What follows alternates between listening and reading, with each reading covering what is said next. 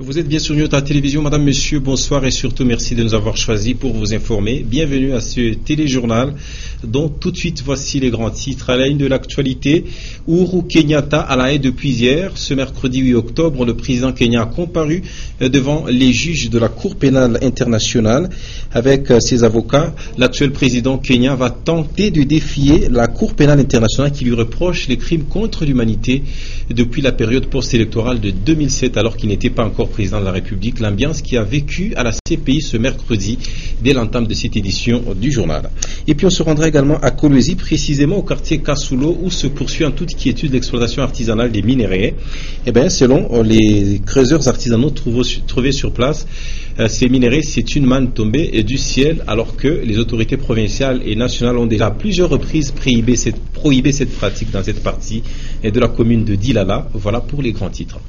C'est une première, je l'annonçais, en titre Uhuru Kenyatta à la CPI. C'est depuis hier que le président kenyan est arrivé à la Cour pénale internationale de La Haye.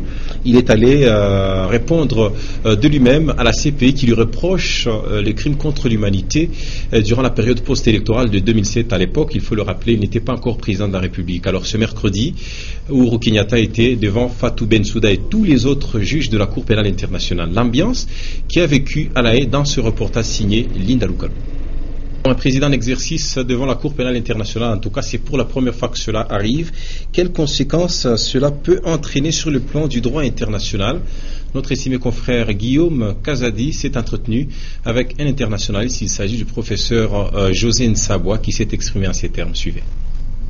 Aujourd'hui, si le président kenyan a pris le courage d'aller se présenter devant la CPI, la première conséquence que nous pouvons indiquer, c'est que ici il y a une certaine harmonie dans le sens de marcher avec les lois internationales, parce que lorsque les lois sont élaborées, elles doivent être respectées, et le respect des lois, c'est une manière aussi de contribuer à la paix et à la sécurité internationale. Pour des présidents en exercice, il y a encore immunité, n'est-ce pas? C'est-à-dire que pendant le temps qu'ils sont encore au pouvoir, bien qu'ils soient établis certains faits, mais on n'a pas le droit de mettre la main sur eux pour les traîner au niveau de la Cour pénale internationale.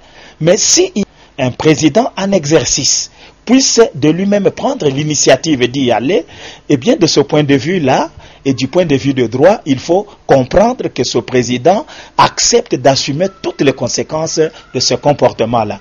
Donc, parler en termes de jurisprudence, je pense que pour l'instant, nous ne pouvons pas aller de cette manière-là. Cela dépend évidemment, il y a un principe général et un principe particulier, et ce principe particulier en appelle à s'assumer à tout celui qui voudrait évidemment de son chef aller se présenter. Voilà, on va rester dans ce domaine de la justice. Cette fois-ci, on va parler d'affaires foncières. Et sachez que tout locataire qui est dans l'irrégularité ou toute personne qui occupe sans droit une propriété peut être déguerpie. Et référence faite à l'élément qu'on a diffusé hier sur nos antennes. Alors, ce droit de déguerpir doit se faire en suivant certaines dispositions légales et partant des multiples cas de violation en cette matière connue ici dans la ville de Lubumbashi. Pour plus de détails, suivez ce reportage de Lumière Moussaou. Il arrive de plus en plus que les effets des personnes soient expulsés et que l'on fasse partir avec la police des locataires ou les occupants d'une maison. Devant ces cas de déguerpissement en violation de la loi, l'on a l'impression que les conditions du déguerpissement sont négligées et ignorées. Il serait utile, selon les experts interrogés, de savoir que tout déguerpissement doit être judiciaire, c'est-à-dire c'est pas une décision du tribunal que le déguerpissement est prononcé, ou mieux par un jugement qui ordonne à une personne de déguerpir. Encore faudra-t-il que le jugement rendu ne soit pas attaquable ou que l'on ait épuisé les voies de recours. Ainsi, on peut alors exécuter en recourant à la force publique. Après le prononcé du jugement de déguerpissement et l'épuisement des voies des cours, il est en principe prévu que celui qui gagne le procès paye les frais proportionnels pour faire exécuter le jugement en déguerpissement. En outre, il est même admis que l'on donne un commandement de 24 ou 48 heures par écrit pour permettre à la personne de s'amender ou de quitter de bonne foi sans contrainte. Ce n'est qu'après que l'on peut déguerpir. Toute autre forme de déguerpissement serait faite en violation de la loi. Et on va à présent se rendre dans la ville urbano-rurale de Kolwezi. Je le disais en titre, l'exploitation minière artisanale se poursuit sans désemparer au quartier Kassoulou. Nous sommes dans la commune de Dilala. Alors cette pratique expose les habitants de cette partie de la commune de Dilala aux éboulements et même à l'effondrement de certaines maisons, surtout à l'approche de la saison des pluies. Michel Olela nous revient de Kolwezi, nous propose ces images commentées par Janine Mbouchou. Pour lutter contre la croissance du taux de chômage et la pauvreté au pays, les autorités congolaises, tant nationales que provinciales, ont prôné la sous-traitance locale dans les entreprises des droits étrangers. Une mesure salutaire étant donné qu'elle vise aussi la création de la classe moyenne sur l'ensemble du territoire national. Avant de s'interroger sur l'applicabilité de la sous-traitance locale, il faut tout d'abord retenir qu'une sous-traitance est un contrat par lequel une entreprise donneur d'ordre demande à une autre entreprise assujettie de réaliser une partie de sa production ou des composants nécessaires à sa production. Comme on peut le constater sur le terrain, beaucoup d'investisseurs s'abstiennent à recourir à la sous-traitance locale sous prétexte de la non-qualification de la main-d'œuvre locale. Au Katanga, le chef de l'exécutif provincial a demandé aux investisseurs d'organiser des séances de formation pour outiller les nationaux en quête d'emploi et diminuer tant soit peu le taux de chômage. Un autre facteur explicatif de l'absence de la sous-traitance locale dans les entreprises est le manque de politiques d'encadrement de la main-d'œuvre. De l'avis des observateurs, c'est une responsabilité qui incombe aux autorités qui ont dans leurs attributions le secteur de l'emploi et du travail. Voilà, plutôt là vous suivez un élément en rapport avec la sous-traitance locale négligée au détriment de la sous-traitance proposée par les expatriés. C'était là une réflexion de la rédaction.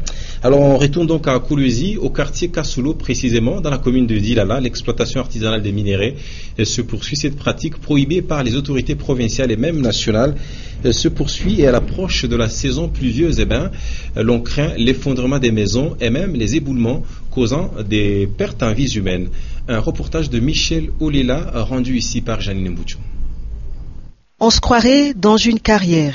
Nous sommes au quartier Kassoulou de la ville minière de Kolwezi. Ici, les habitants du coin sont à la recherche du cobalt et du cuivre. Et pour y arriver, des galeries sont creusées dans presque toutes les parcelles. Selon Mungu wanangala mateso abantu benateswa mateso bakreze benateswa mateso bintu wanabapatia mebenya walipataki. C'est le bon Dieu qui a vu la misère de la population. C'est en creusant une fosse septique qu'on a su qu'il y avait des minerais. C'est Dieu.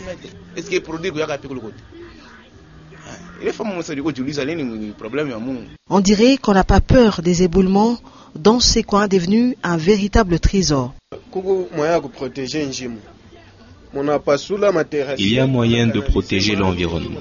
Nous creusons des trous et on met des bâches à une hauteur de manière à ce que, quand il pleut, l'eau coule directement dans les trous.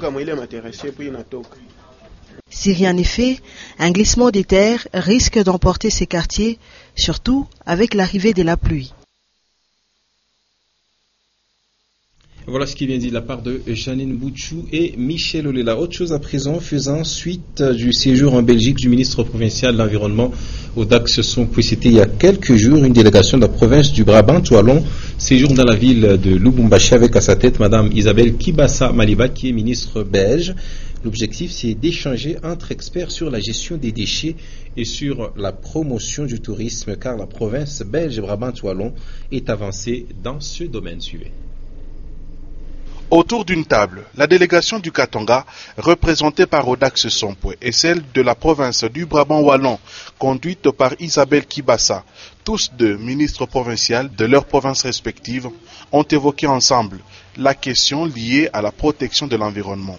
La province belge du Brabant-Wallon a enregistré des avancées significatives dans la gestion de l'environnement. Isabelle Kibassa est accompagnée des experts de la question afin de partager leur expérience avec les services de l'environnement du Katanga. C'est ce qui a justifié la présence à cette rencontre de la brigade assainissement, des services de l'environnement, des mairies de Lubumbashi, Likasi et Kolwezi et même des représentants de la division provinciale de l'environnement.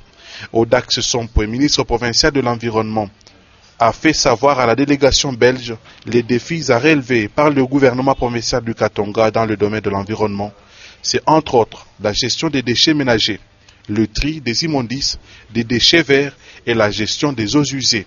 Audax Sompoint a conduit par la suite ses hôtes à la pépinière de Lubumbashi ainsi qu'aux eaux de Lubumbashi dans le but de faire connaître aux visiteurs les efforts réalisés par le gouvernement provincial du Katanga. Et on va à présent parler de la maternité. Ceci va bien évidemment intéresser les femmes. Notre rédaction a fait un constat selon lequel la césarienne est devenue monnaie courante dans la ville de Lubumbashi. Et selon les professionnels de la santé, cela s'explique de différentes manières, telles que la formation physique de la femme qui ne lui permet pas d'expulser le nourrisson par la voie basse, ou carrément c'est purement et simplement la cupidité du personnel soignant qui préfère bien la césarienne qui coûterait beaucoup plus cher que la naissance par la voie basse. C'est une enquête menée par notre consoeur Titiane Mouissouvé. Selon les études récentes en gynécologie, il s'avère que la césarienne est beaucoup pratiquée à Lubumbashi.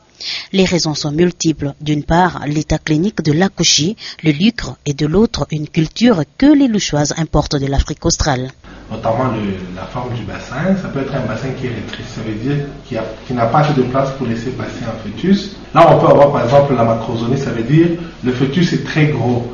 Au-delà de 4000 grammes par exemple. Certaines femmes par contre préfèrent l'accouchement par voie haute parce qu'elles font foi dans les suspicions relatives au maintien de leur féminité. Il y a des médecins qui préfèrent ne pas prendre de risques parfois ou parce qu'ils se disent que s'il faut surveiller une femme qui est en train d'accoucher, il a besoin de 8 heures du temps, 10 heures du temps au chevet de cette malade-là. Ça peut lui prendre beaucoup de temps, il a autre chose à faire. Il préférera peut-être faire une césarienne qui prend 45 minutes. Comme ça, ils peuvent vaquer à d'autres occupations. Néanmoins, beaucoup de primipares âgées sont souvent candidates à la césarienne parce qu'elles sont porteuses d'une grossesse à risque. Le bassin n'a pas encore fini sa maturation et du moment qu'elle est là conçue, il y a un risque certain pour cette femme-là si elle a accouché par voie basse, notamment ce qu'on appelle les fistules vésico-vaginales. On préférerait faire une césarienne chez cette adolescente-là. En somme, la césarienne est un risque de foi incontournable par laquelle la femme donne vie. Et vous l'avez lu sur notre titre, c'était plutôt là un reportage de Mamie Hélène Kalilo.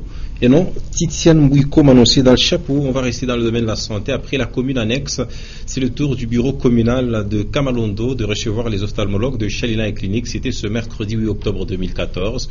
Ainsi, plusieurs personnes ont répondu présents à ce rendez-vous.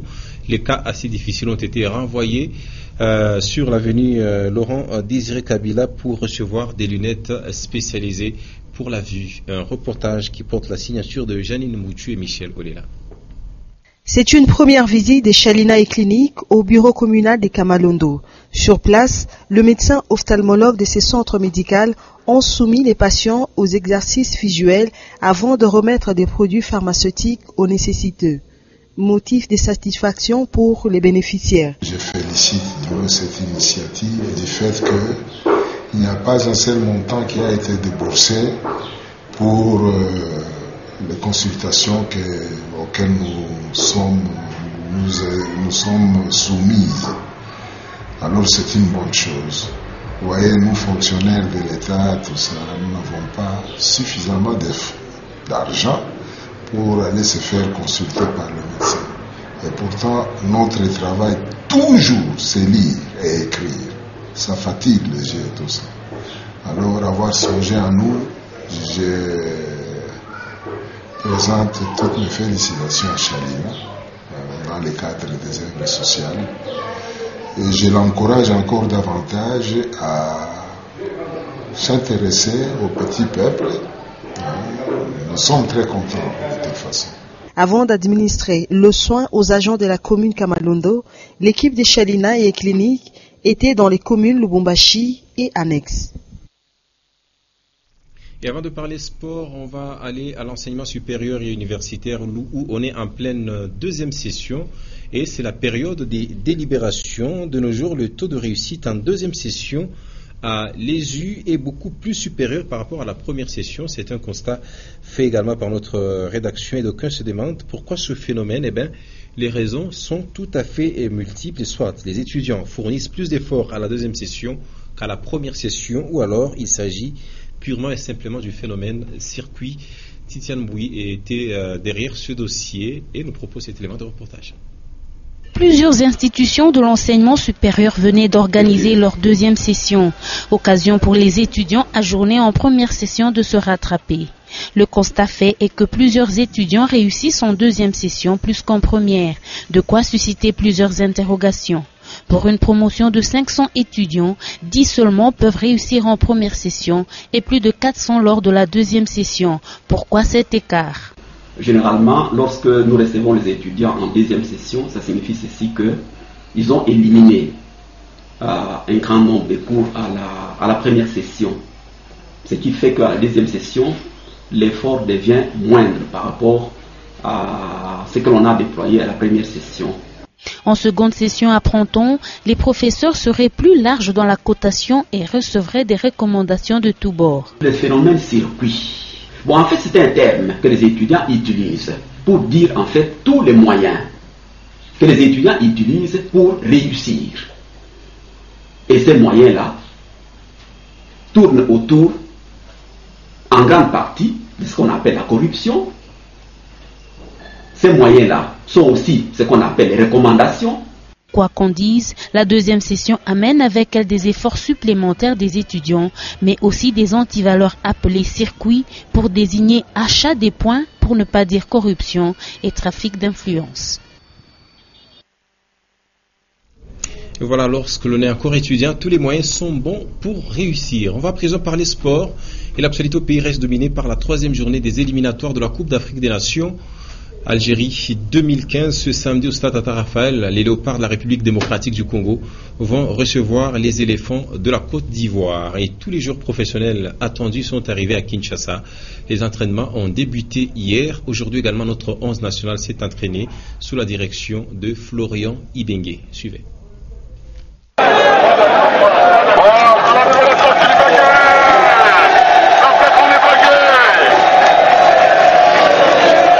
C'est ce mardi 7 octobre que les léopards de la République démocratique du Congo ont démarré la préparation du match de la troisième journée contre les éléphants de la Côte d'Ivoire. Une journée très chargée qui a pourtant commencé timidement avec un petit déjeuner facultatif dans le quartier général des léopards de la République démocratique du Congo, qui a été suivi des très longues heures de repos avant évidemment la séance d'entraînement prévue l'après-midi au stade Tata Raphaël, une séance dirigée par Florent Ibengue, l'entraîneur principal qui a sous sa coupe 24 joueurs, il pourrait désormais être 25. Neskans Kebano, qui pour l'instant n'est pas encore qualifié pour prendre part au match contre la Côte d'Ivoire, pourrait l'être après la décision attendue de la FIFA ce mardi dans la soirée. En attendant, les léopards de la République démocratique du Congo se préparent d'arrache-pied avec un seul objectif, remporter déjà le match de ce samedi contre la Côte d'Ivoire. Depuis le stade des Martyrs, Patrick Aïssa pour Digital Congo Télévision. Voilà, visiblement nos léopards sont mis dans de bonnes conditions et donc le match est à suivre ce samedi à Kinshasa. Voilà, c'est par là que s'achève cette édition journal. Madame, messieurs, c'était pour nous un plaisir de vous la présenter. Merci à vous de l'avoir suivi. Merci également à toute l'équipe technique et rédactionnelle qui était derrière moi pour que je puisse abattre ce travail. Tout à l'heure à 21h, les news en français et à 23h, les infos dernières. Ça sera avec Patricia Naïsuma Okabea sur ce même plateau. Et d'ici là, restez toujours avec nous. Excellente soirée à toutes et à tous en compagnie de Nyota Télévision. Au revoir.